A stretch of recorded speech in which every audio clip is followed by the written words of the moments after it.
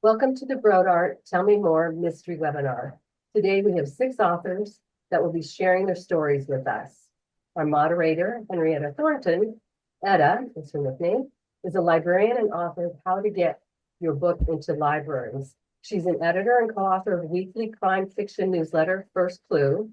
Etta is also a former head of Library Journal's book review section and a former editor of School Library Journal's book review. Originally from Ireland, Etta now lives in New York City with her 2 children, and you can find her on Instagram in First Clue Reviews. Over to you, Etta.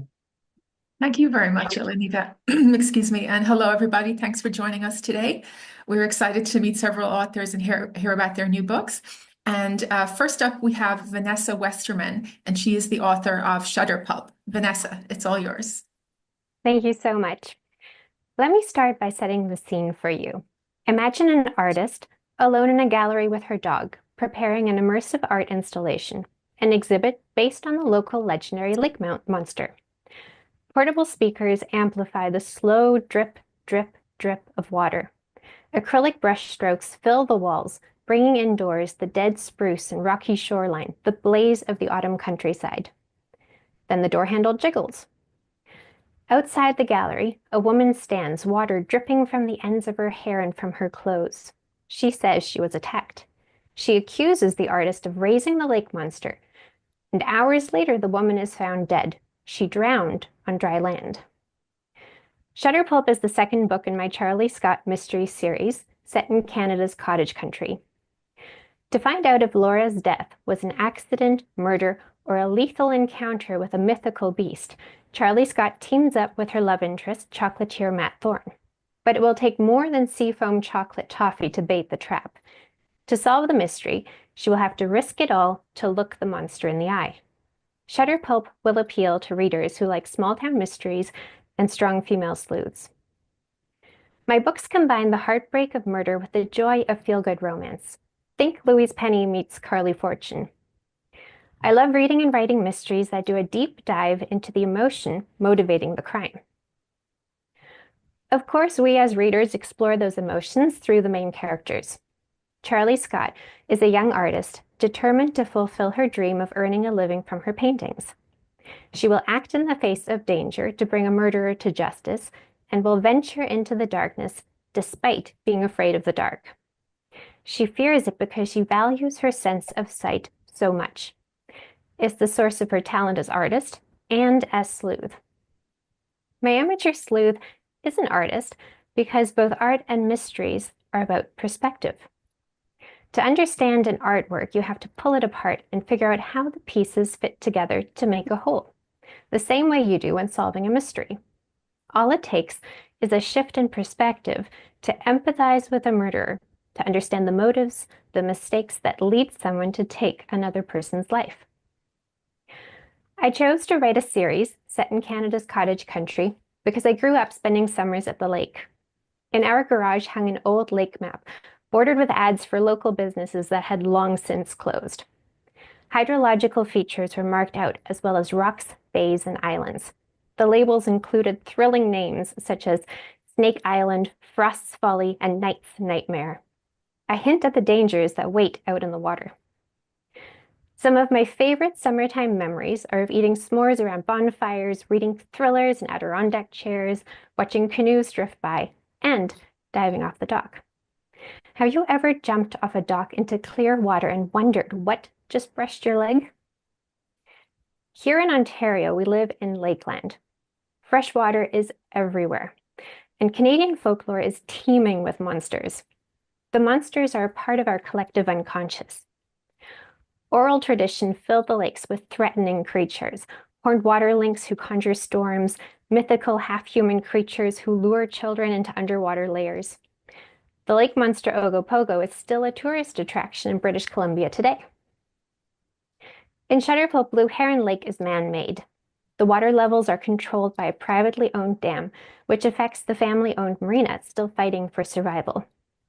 When the drawdown starts early in the fall, the marina is forced to take the dock out and has to try to get by on the sale of ice cream, 5-inch night crawlers, and winter boat storage alone. Charlie knows of the local lake monster legend because of the cautionary tales her grandfather used to tell her to stop her from swimming out too far. He'd say to her, "The monster exists. This story really did happen, and I can show you where." But he never did. Each time he told the tale, the location shifted, changing like the dimensions of a fish, and Dockside boasts about the biggest catch of the year. Shutterpulp is about the power of stories, or more precisely, about the power imagination has to make something from nothing. Imagination can fill a lake with monsters and turn paint into works of art. Part of the fun of writing a mystery series is being able to invite readers into a familiar setting or scene of the crime. You know the saying, life is better at the lake? In the Charlie Scott Mysteries, murder is better at the lake. My fictional lakeside town has the pace of a country village, but the quaint specialty shops and vibrant arts community of a city. The waterfront cottages, the boats cruising by, the opportunity for summer swims attract weekenders. There's a sense that anything is possible at the cottage when you escape the city for the wilderness. Readers were introduced to Charlie in Book 1, titled Cover Art, when she does exactly that. She escapes the city to come to fulfill a dream in cottage country. She comes there to open a summer pop-up gallery. But of course, life isn't as perfect as she imagined when she finds a man dead by chocolate and has to uncover the killer's identity before murder spreads its poison through this seemingly peaceful place. I enjoy reading mysteries in which the focus is as much on the sleuth's world, her setting, and personal life as on the murder. Cottage country is such an appealing setting because there's the opportunity for conflict between locals and cottagers, but it's also a beautiful getaway that appeals to so many people. I hope the Charlie Scott Mysteries allow readers to escape to the lake and enjoy cottage life. The air is fresh, and so is the crime scene. Thank you, Vanessa. Life is better at the lake. I completely agree. And I was struck by your comparison to the Louise Penny books. That didn't strike me when I was reading your book, but it is perfect. So just a reminder to the librarians who are listening that if you have Louise Penny fans in your library, which you undoubtedly do, this is a great one to recommend to them. So Vanessa, I had a question for you, going back to what you mentioned about the monsters and the thing that might, brush against your leg in the lake.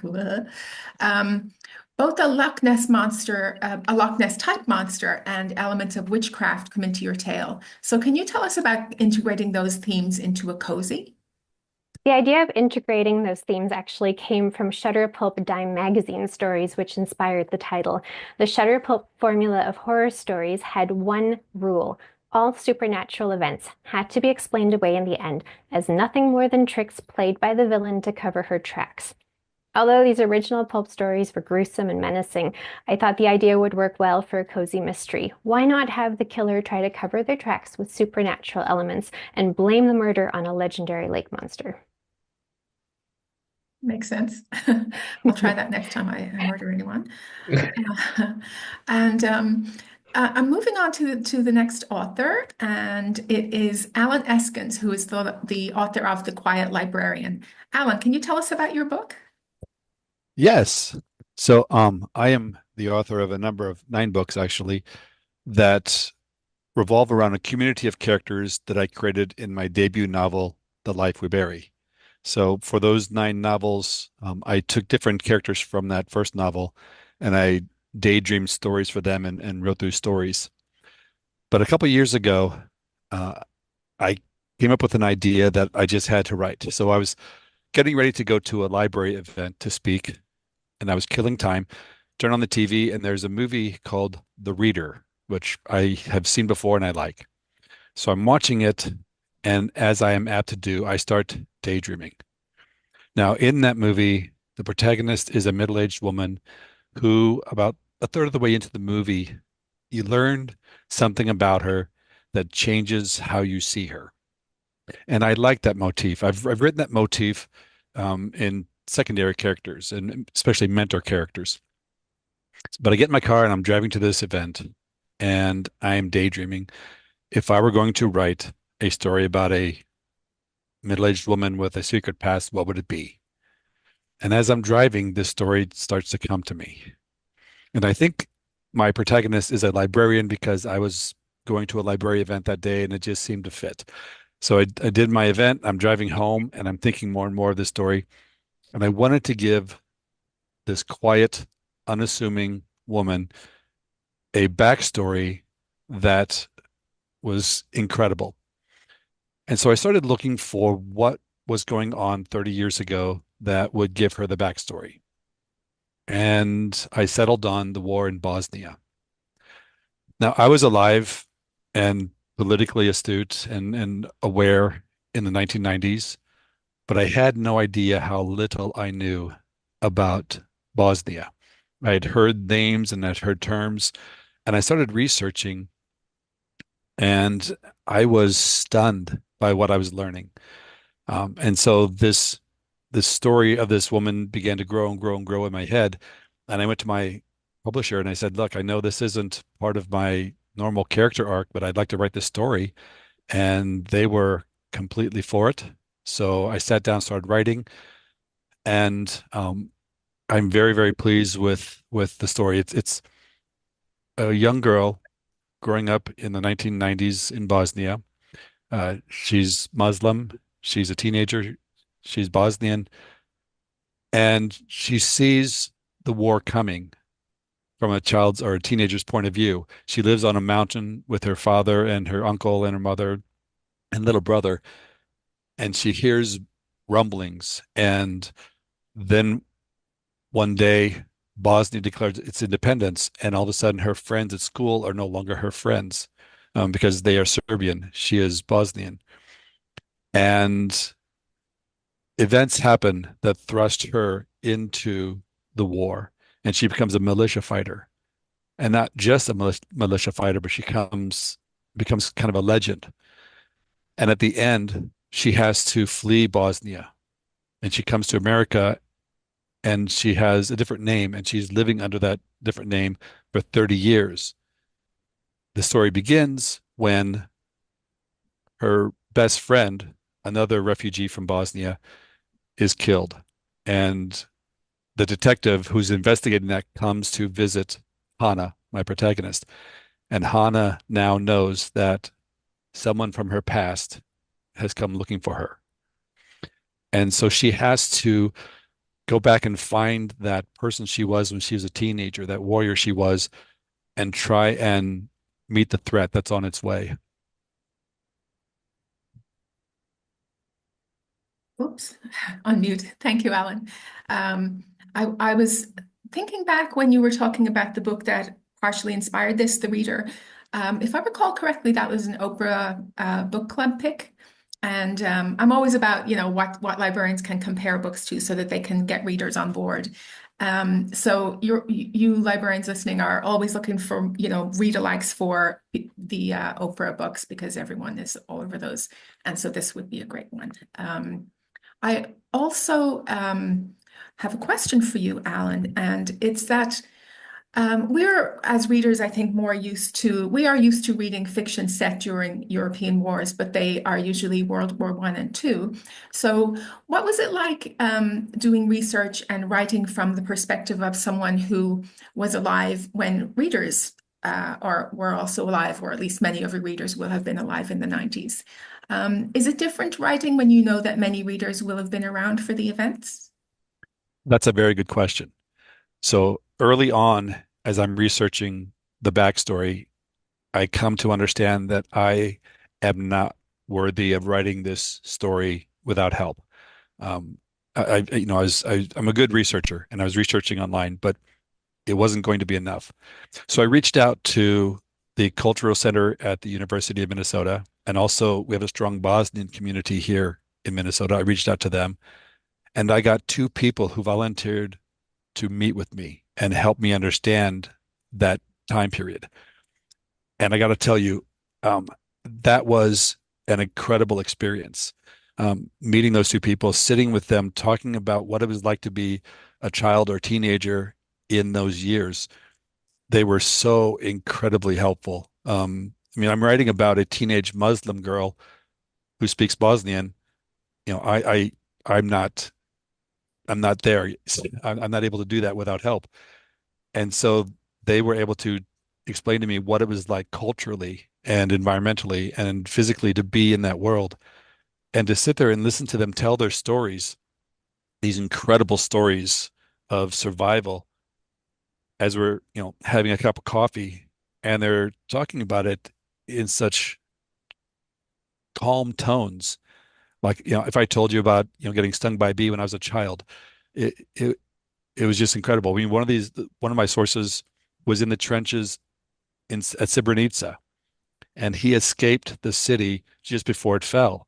And had he not escaped, he would have been one of the 8,000 men and boys who were massacred when the Serbs took over that city. My other source lived in a Serbian-held town, and she was a Bosnian Muslim, and she told stories of her house getting shot up and being taken out to a ravine where she thought she was going to be killed with some other classmates when this Spanish journalist happened by and started asking questions and basically saved her life. And I realized in talking to them that the backstory wasn't just a backstory. It was as important, if not more important to the story than the current day solving of the mystery. And so that was a real education for me. Thank you very much. Wow, there's research and there's research. It's great that you got some first-person perspectives. The next author I want to speak to also has a book that touches on childhood trauma, and that is The Orphanage by the Lake by Daniel G. Miller. Excuse me, Miller. Daniel, could you tell us about your book, please? Absolutely. And coincidentally, I was born in Minnesota as well. So we've got a strong Minnesota contingent today. Um, my book, The Orphanage by the Lake, is a mystery thriller, and it's about Hazel Cho, who's a 30-year-old down on her luck private investigator living in New York. Um, she owns a private investigation business that's weeks, if not days, from going under. And she gets approached by a client to help find a missing girl, a goddaughter who ran away from a children's home up in Lake George, New York, that the locals call the Orphanage by the Lake. And Hazel reluctantly takes the case because she needs the money, thinking it's kind of a standard runaway case. But as she digs deeper into the orphanage and into its history, she finds that this girl, Mia, is not the first girl to go missing from this orphanage. And that something much more sinister is going on. So that's sort of the setup. For me, this book came out of sort of two passions of mine. The first is our society's tendency to ignore the powerless. And that really came into stark relief for me when I was reading an article. I live in Florida now, and there was an article I read about a children's home in Florida in which, this is not an exaggeration, 250 kids, actually over 250 kids, had gone missing or run away over a 5-year period. And this just went on, and nobody really did anything because most of these children were orphans or their families didn't want them anymore, and no one cared. There was no one to look out for them. And one of the things that struck me about that, beyond the obvious just tragedy of it in general, is how vulnerable these children are, right? They are completely at the mercy of adults who may or may not have their best interests. And so I thought, how can I kind of shine a light on this story, but in a way that it delivers in a fast-paced, hard-hitting mystery thriller. And so that's where I came up with the concept of the Orphanage by the Lake. The second subject I'm passionate about that I wanted to have in this story was the traditional private investigator, private detective mystery. That I grew up on those. I have loved everything from Hercule Poirot to Miss Marple to Philip Marlowe, you name it. All of those mysteries, and particularly I grew up with a lot of sort of the hard-boiled style. And one of the things I wanted to do was move away from the traditional, white, crusty, alcoholic private detective, who smokes too much and drinks too much, and bring that private detective concept into the modern age. And that's really where my main character Hazel Cho was born. Was I wanted a private detective who was younger, who was not sort of straight out of central casting for a private detective. So she's 30 years old. She's about 5 feet tall. She's a Korean American woman. Um, she drinks Red Bull. She listens to electronic dance music. She gets nervous when she makes a phone call. She's a human being, and that was really important to me. Was I wanted a private detective who, was passionate about defending people who needed that protection, but also felt all the things that any one of us would feel in doing that. The fear when confronted with danger, the uncertainty when you don't know if you can bring this case home, the empathy and care for a missing girl.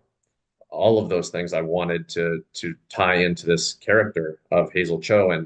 And fortunately enough, two of my best friends growing up were Korean Americans, and so I was fortunate enough to spend tons of time with their families and really get a window into that culture and see how interesting and dynamic it is, and how underrepresented and frankly misrepresented it is in pop culture. And so just having that opportunity to bring that to the forefront through a character who I felt could be someone who people both related to but also learned something from, was just an opportunity I couldn't pass up.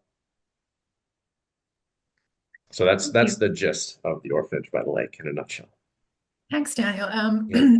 I have to say, like, even though when I read it, it struck me that even though Hazel is not one of those old, crusty, alcoholic LA gumshoes, she did bring a sort of world weariness to it. Like, she's only in her 30s, like you said, but she's had it up to here with living with their roommate and just trying to make it and being broke every time the rent comes around.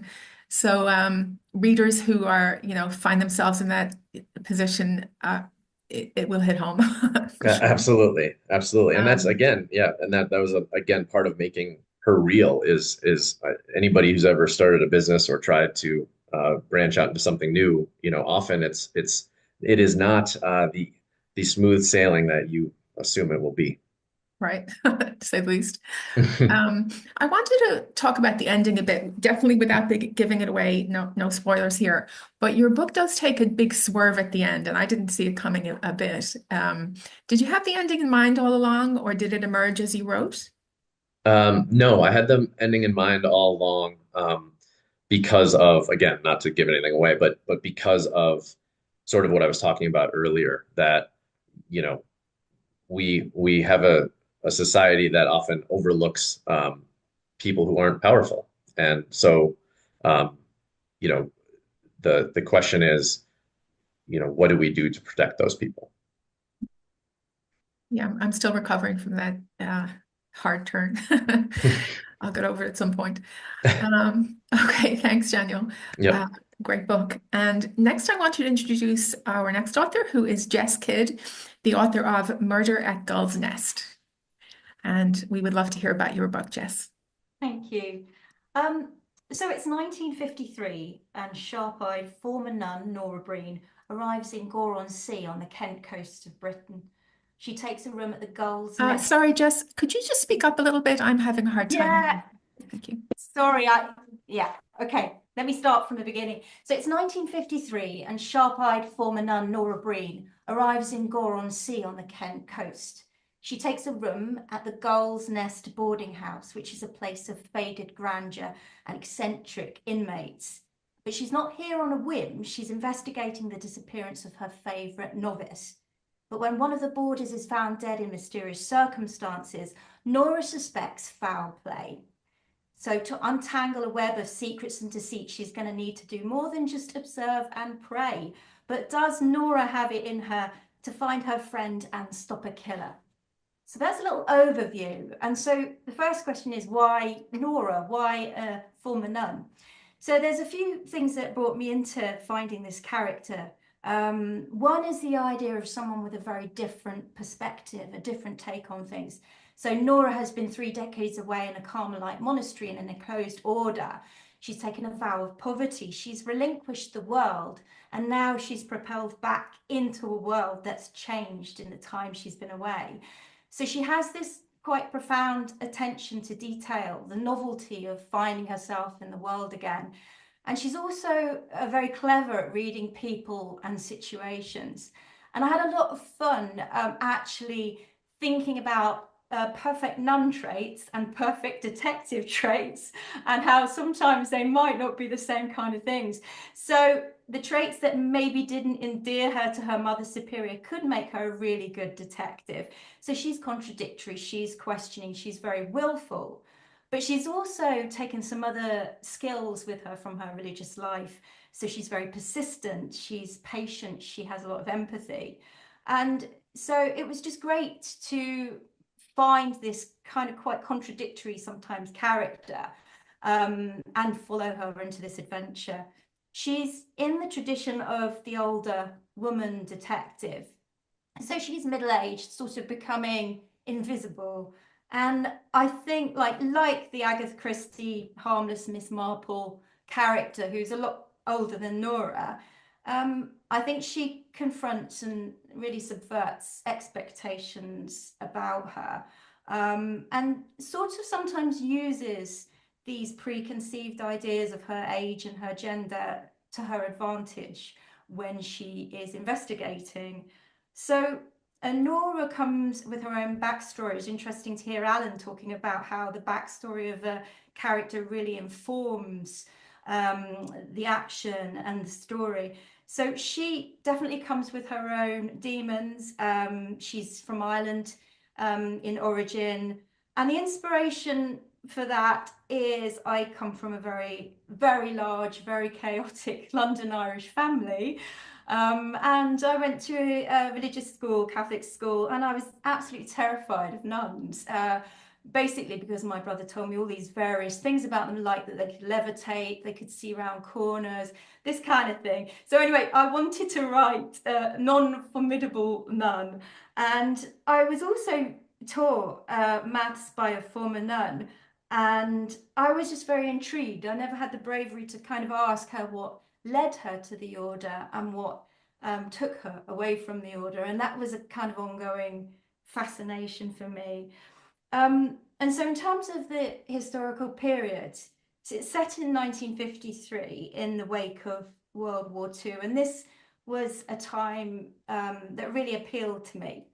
So it's in the shadow of the trauma of the war.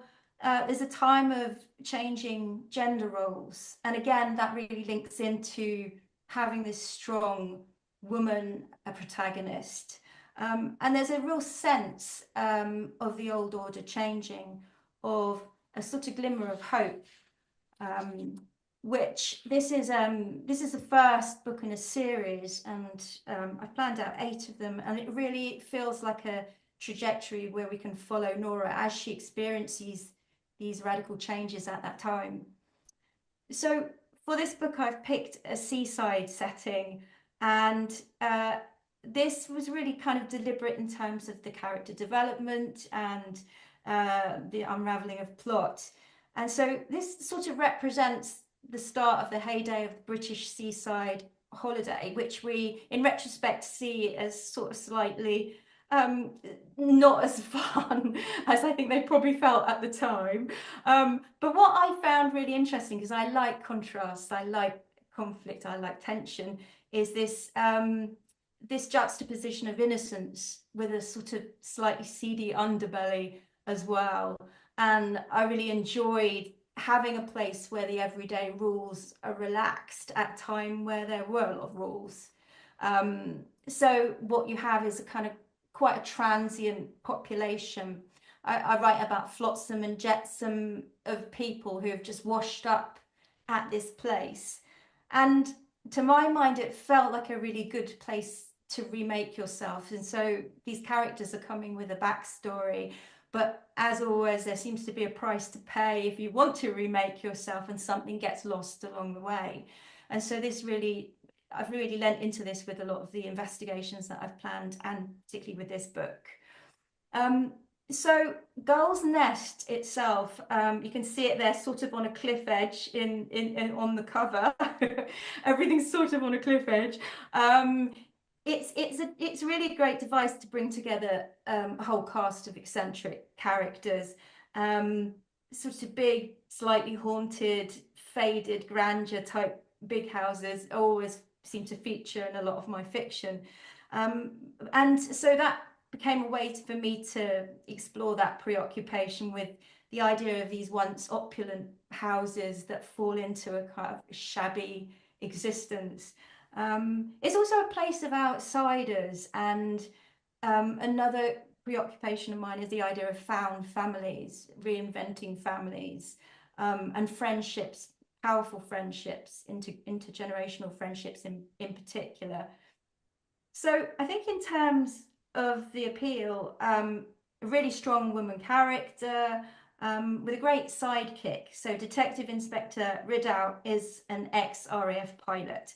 So he's gone through significant trauma during the war, and their banter is amazing. It's lovely, and I've really enjoyed writing it. The other idea is just having a really strong immersive sense of time, place and time. And also, it was very important for me to bring in marginalized voices. So as an autistic writer, I like to bring in neurodivergent characters. I like to bring in queer stories as well. So it felt to me that, you know, this is the start of a series with hopefully many more to come. So I wanted, of course, the entertaining, really well calibrated crime plots, detective plots, but also to have some substance behind it. So we've got complex characters, a core of characters that we can explore and grow to love. And so, yeah, I've thoroughly enjoyed writing it, and Nora Breen is an absolute blast. She is. I was just to drop a personal note in. I spent my early years in an orphanage with nuns, and they were not like this. So it was wonderful to meet a nun who is more quirky and just real fun. Oh yeah, in terms of a read-alike, I was thinking there is a nun, or yeah, a current nun, I think, not a former nun, called Sister Holiday, and she stars in these mysteries that are set in New Orleans. So as well as, you know, for the librarians listening, as well as recommending it to readers, I think that could make a great program where or reading group double bill, where the readers could try both of those series together and I don't know, wear nun outfits or something.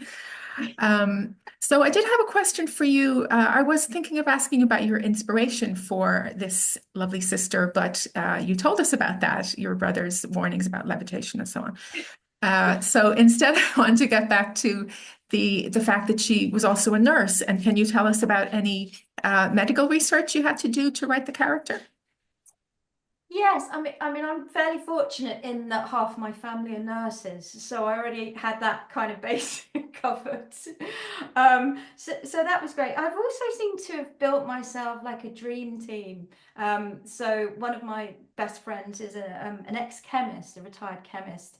So he was great on poisoning. Not to give too much of the plot away, I've also met a ballistics expert out dog walking. And so I kind of feel like the universe is providing me with experts so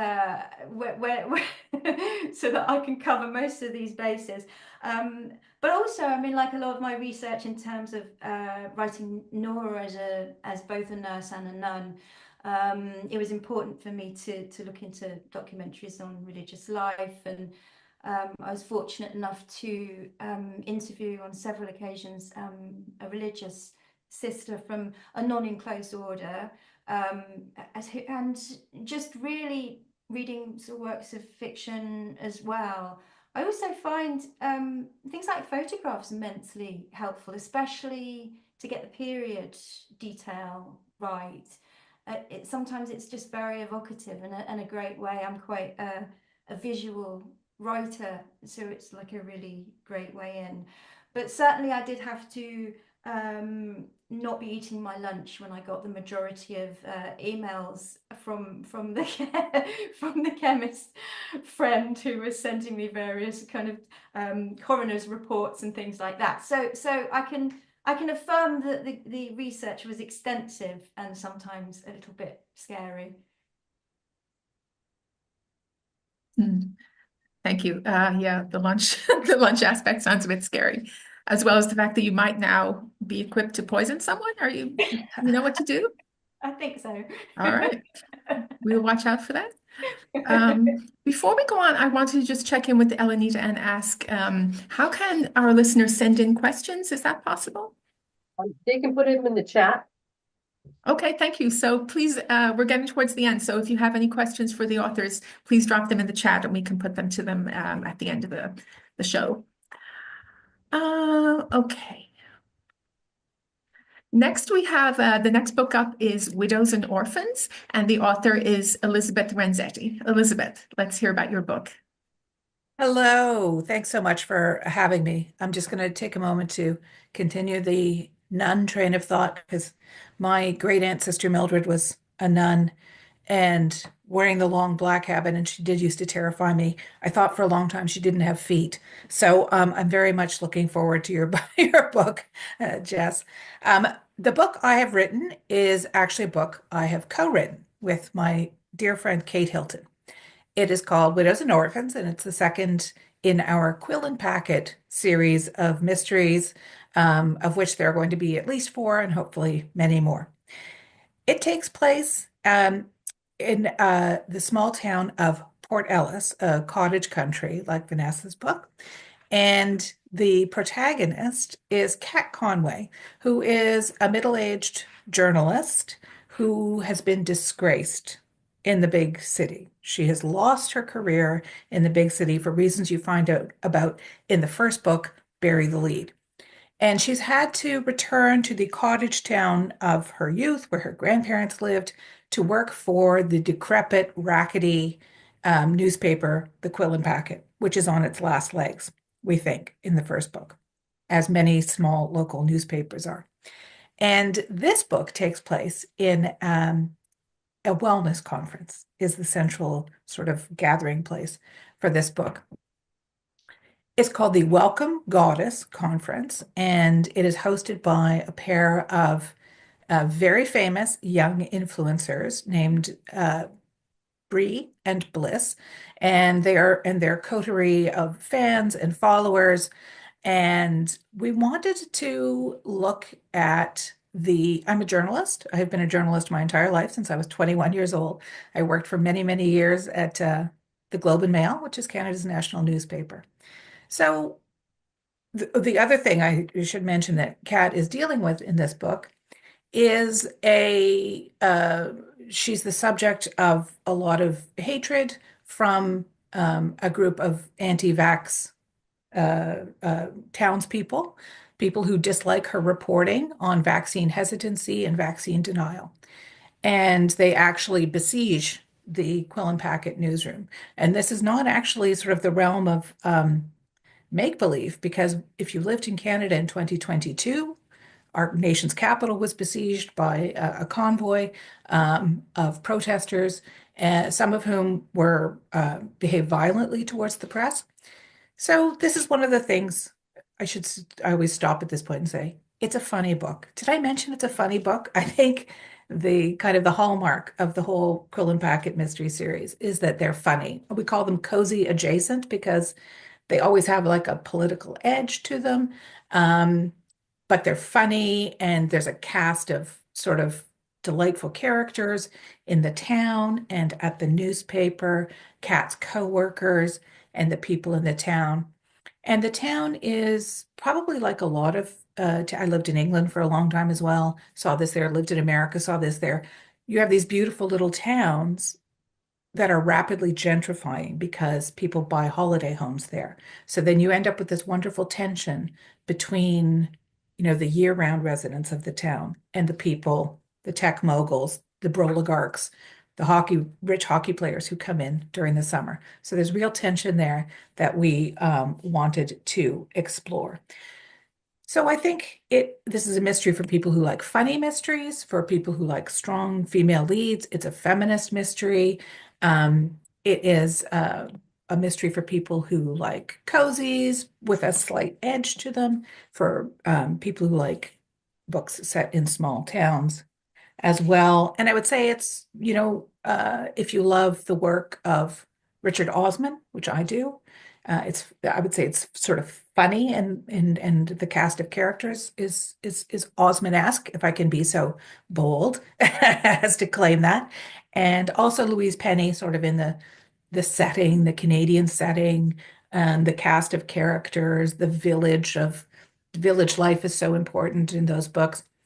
And I would also say Val McDermid's books, which are set in her mystery is set in a newsroom in the late 70s and early 80s in Glasgow, which I just love. They're slightly less gritty than that. There's less blood and more laughs. But if you love journalism and things like that, then I think these would definitely appeal to you. Thank you. Yes, it is really funny, I have to say. Thank you. I might have snorted coffee out of my nose a few times. Oh, good. You can send me the cleaning bill. I will do that. Okay. But part of the tension that I really enjoyed comes from the main character's mother being one of these influencers. And well, I won't give anything away, but it's very funny. That's all I'm going to say. But I'm interested in the logistics of writing with a partner. How does that work? Well, I have to say I've been very fortunate in two ways in my life. One is I've been married for almost 27 years to the same man. And also I have found the best writing partner like in human history, I think anyway. Kate is a friend. We've been friends for about 10 years, and we both write. I write nonfiction and fiction. Kate writes fiction. She's also a psychotherapist in her day job. I'm a journalist in my day job, freelance journalist now. And during the pandemic, we were talking about just how we were having one of those gloomy, sad walks in a park, with our parkas pulled up and trudging along, talking about how horrible everything was. And we had a couple of friends in our writing group who had just started writing a genre book together. And Kate said, I love mysteries and you love mysteries. Why don't we write a mystery together? And I was sort of taken aback for a minute, but only for no less than a minute. I would say like 37 seconds.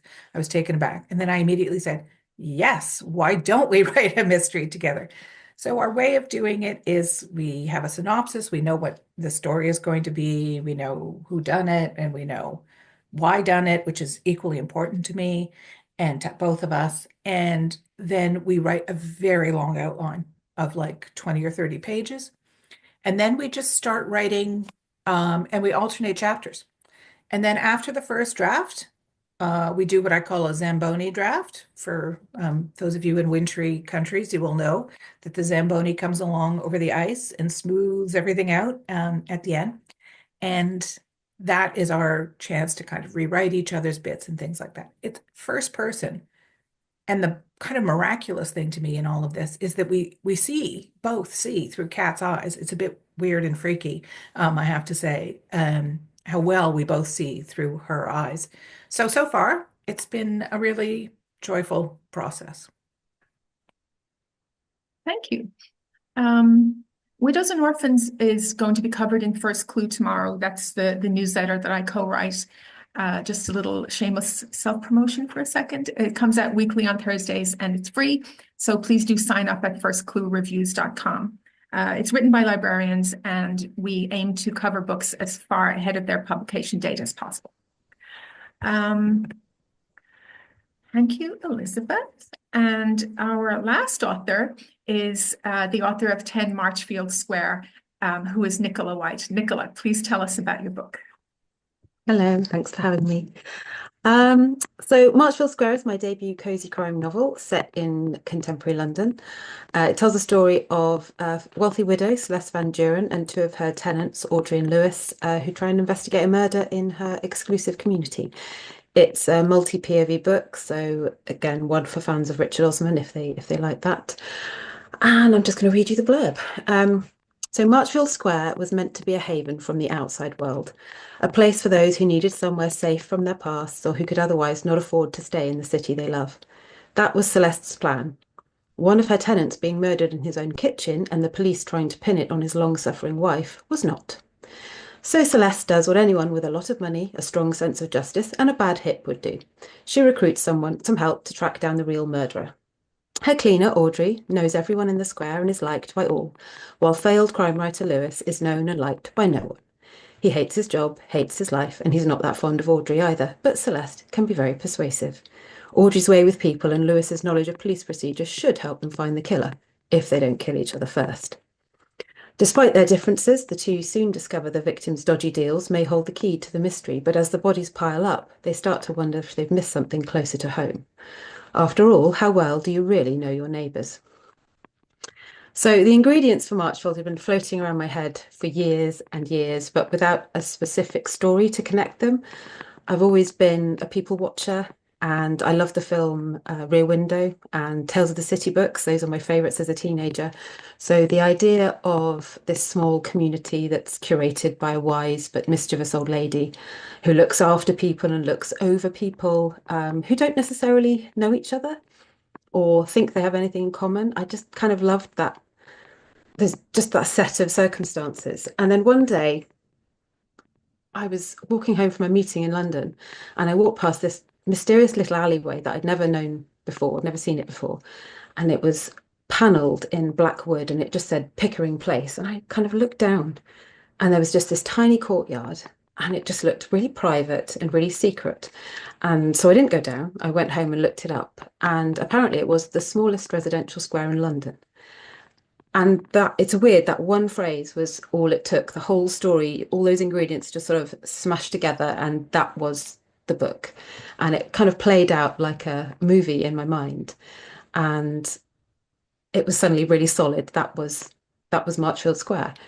And so the book, I wrote it fairly quickly once the idea had landed. I like to write like 3 or 4 chapters first, see if it's got legs. And sometimes I'll just put it away because that's all it was. It was just the idea and there isn't anything more to say. But this one I could see right through to the end. So I started planning the middle and the end.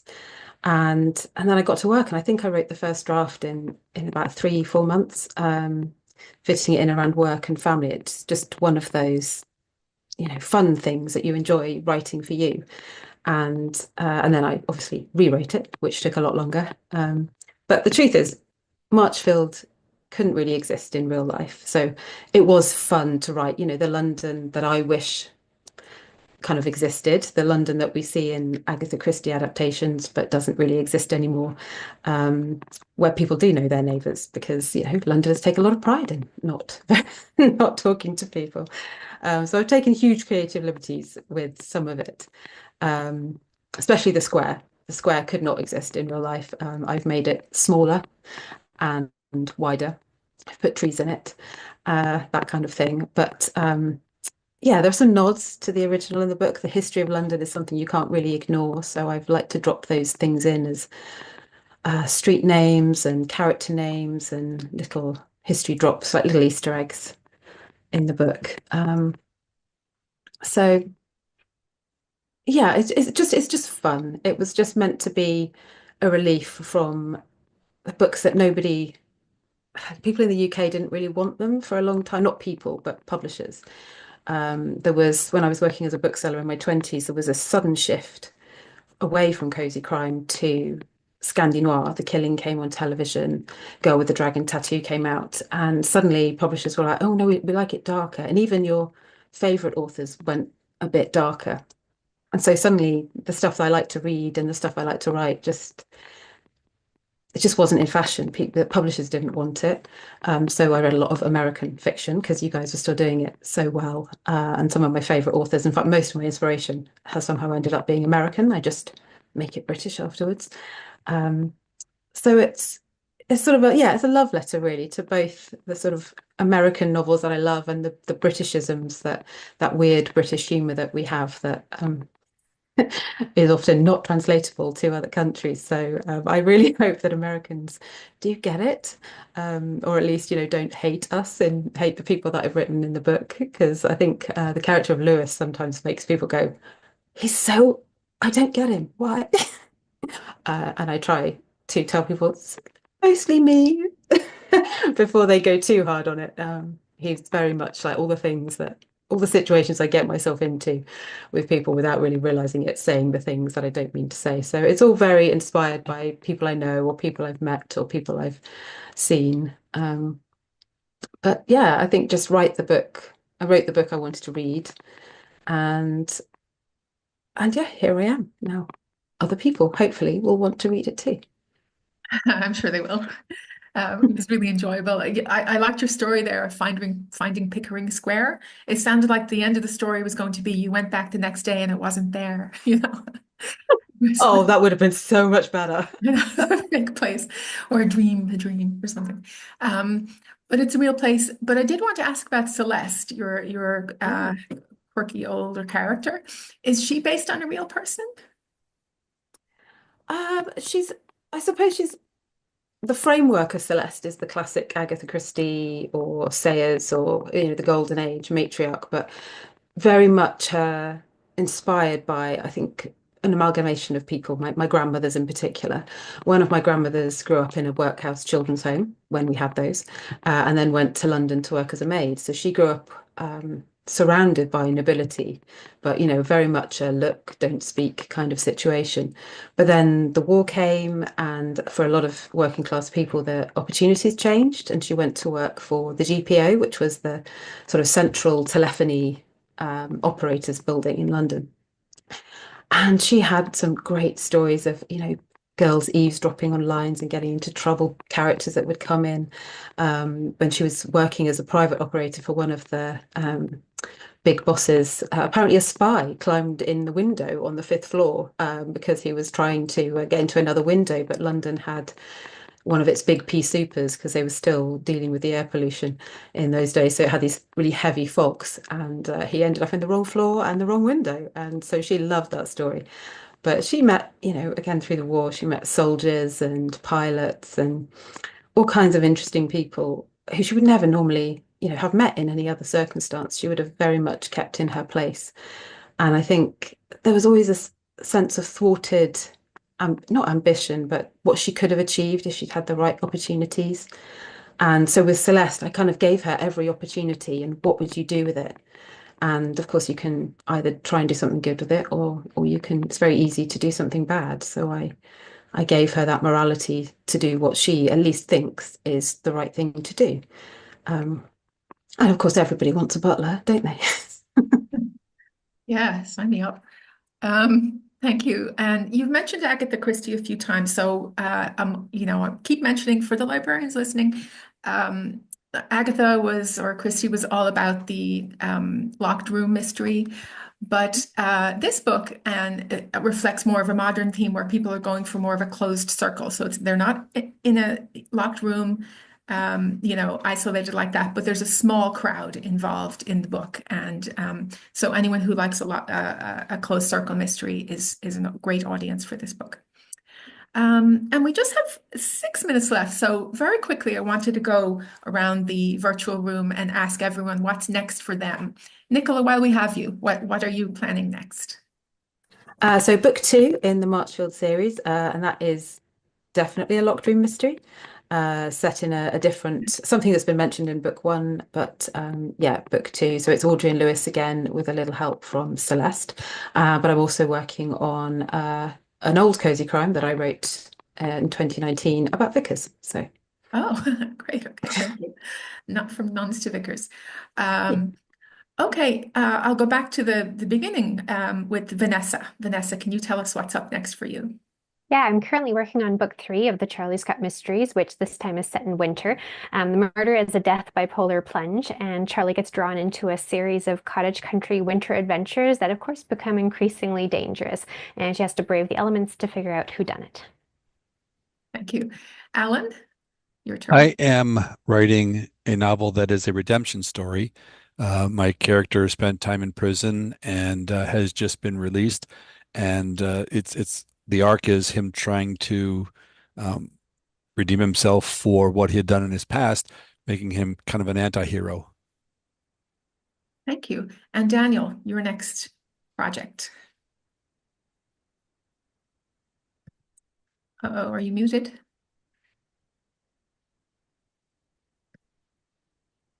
Okay, I don't Sorry know. about that. Oh, go ahead. I'm coming out. You got me now? Okay. I'm coming out with the follow-up to The Orphanage by the Lake, which is called The Red Letter, in which Hazel is drawn into the investigation of a dead priest whose body is found with a red letter and a simple Bible verse on it. We have a religious theme going today. Jess? So I'm working currently writing the second Nora Breen Investigates book. So it's called Murder in the Spirit Lounge, and it features Dolores Chimes, who's a famous medium, and she arrives at Gore-on-Sea, and the crowds clamour to join her seances, and even Detective Inspector Ridout succumbs to the promises of the messages from beyond, and it just explores the interest in spiritualism in the wake of the Second World War. And so, unfortunately, one of the seances goes disastrously wrong and strikes Dolores catatonic with terror. And over the next few days, several of the people at the seance are picked off one by one. So Nora is in a race against time to solve the mystery before Detective Inspector Ridout might bite the dust. Well, okay, another close circle. I know. And Elizabeth. We are working on book 3 in the Quill and Packet series. It'll come out next year. It's called Put It to Bed. And yes, you may notice a theme here, which is that all of the titles of our mysteries are journalism puns.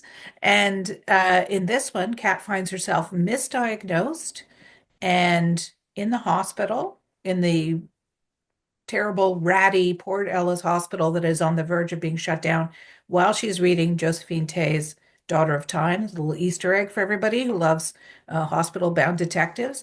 And it has to do with a historical miscarriage of justice crime in which a nurse was unfairly sent to prison for the murder of several babies, something that'll be familiar not only to you in the UK, but also we in Canada have had many cases, not many, but a couple very kind of disturbing cases along these lines. So that's next.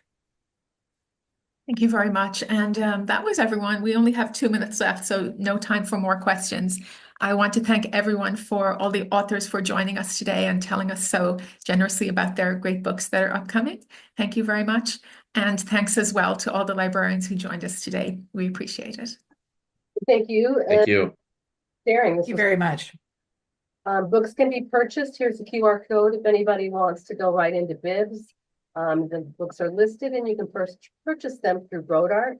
And we are going to say goodbye. Thank you very much.